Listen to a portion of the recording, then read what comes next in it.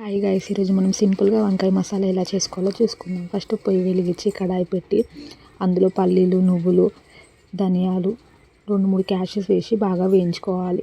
అవి బాగా వేగిన తర్వాత మిక్సర్ జార్లో వేసుకొని మళ్ళీ కడాయి పెట్టి అందులో కొద్దిగా ఆయిల్ వేసి మనం ముందే కట్ చేసి పెట్టుకున్న టమాటోస్ వేసి అవిలని బాగా మగ్గనివ్వాలి.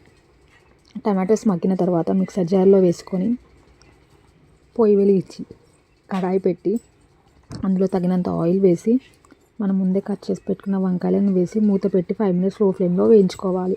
అవి వేగేలోపు మనం మిక్సర్ జార్లో తీసుకున్న మిశ్రమాన్ని మెత్తగా పేస్ట్ చేసుకోవాలి.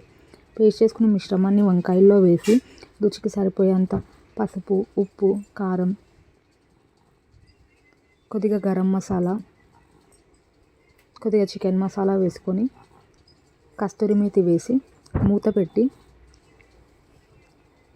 5 మినిట్స్ లో ఫ్లేమ్లో 5 మినిట్స్ మీడియం ఫ్లేమ్లో పెట్టుకుంటే నూనెంతా పైకి తేలి కూర బాగా ఉడుకుతుంది.